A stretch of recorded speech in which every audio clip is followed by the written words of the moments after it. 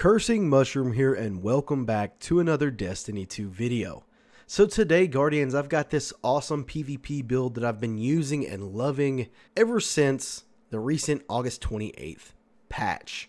It is absolutely phenomenal. Now, normally you guys know that I love my Synthoceps.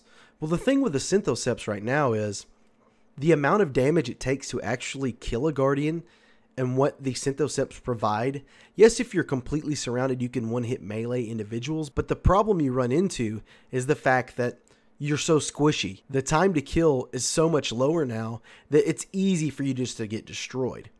So, I've changed it up a little bit. I've been playing with some things, and I'm going to show you right now what I've got going. What's awesome is I actually got me a Insurmountable Skullfort and actually got random rolls on it. Now, I've got a couple different things here. I've got your typical mobility and restoratives. Here I have the hand cannon targeting, kinetic weapon targeting, and enhanced hand cannon targeting. I'm obviously going to use the enhanced. The enhanced greatly improves target acquisition, accuracy, and aim down sight speed for hand cannons. This is fantastic for the lightweight frame hand cannon. You also have the kinetic weapon targeting, which gives you improved target acquisition, pretty much the same as what the enhanced does, but it's slightly. And then the hand cannon targeting is the same as the enhanced, but it's just improved. It's not greatly, so it's a big difference.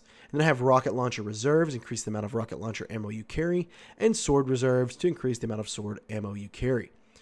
So this is working really well. I'm pairing it with a hand cannon. I'm using the Shattered Piece. Well, why the Shattered Piece, Cursing Mushroom? Well, let me tell you. So right now, I did some testing. The hand cannons that 3-tap are the 110s, 140s, and 150s. All headshots. Now, mind you, the 110 can do 2 head and a body. So keep that in mind. You're going to have to 3-tap with the 150 and the 140, which means the 150, if you're really accurate, is the lowest time to kill archetype. So that's where you're going to want to go. Now, the reason I'm using the Shattered Piece other than that is it is a lightweight frame. It's got superb handling, moves faster with this weapon equipped, so I'm really quick with it. It has Zen Moment, causing damage with this weapon increases its stability, and high cal rounds to increase that range and knock back the target. Now, if you pair that with the enhanced hand cannon targeting, you're getting buffs from Zen Moment, you're getting the lightweight frame ability from the hand cannon, the fact that it's a 150, so it's got the lowest time to kill, and your beautiful crispy Zen Moment to make sure that you're landing those headshots when you're moving fast. For the kinetic weapon, I run into myself changing it a lot, and honestly, I'm not going to show you guys all the weapons that I've been using, but let me just break it down here. Autumn Wind's phenomenal. Living Memory is phenomenal, simply because I feel like it is more consistent with the headshots. With the Better Devils, I wish I could take explosive payload off of it and put something else on the actual Better Devils, because that messes up my crits sometimes. And the Guiding Star is actually really good as well. The Dire Promise is good. The Midnight Coup is good. And of course the Redrix and the Imminent Storm are good as well. I've been trying a bunch of different stuff. A bunch of good things. Oh, and the Argona is freaking amazingly good right now. Now the Requiem, I tried it. It's not as good as the Autumn or the Argona, and I think it's because the recoil feels a little bit more aggressive than before the patch. I don't know why, but it does. Now I'm using a Wardcliff coil, get 2 rockets. Wardcliff's good for clearing out big groups of enemies, and I don't care if I kill myself. It's all fun and games. Now the Striker. Why am I using the Striker? Obviously I'm using this helmet, but for the Striker, it got an increased shoulder charge distance while you're using the super. So it's so good right now. Now I'm using bottom skill tree. Why is that? Well, let me tell you. Most people want to use the top skill tree to get that shoulder charge over and over again. But let me tell you, friend, you are messing up. This is why right here. It's fantastic. So you've got reversal. Melee kills immediately trigger health regeneration. So first off, that really doesn't help the helmet, but it's already given it to you. Why not just take it and love on it? And that actually helps reversal with the beautiful shoulder charge while you're using your Striker. I recommend slam the first time, and unless there's a bunch of people around you, shoulder charge to each one of them to keep your health up, because that time to kill is lower now. Frontal Assault. This is where the helmet ties in really well.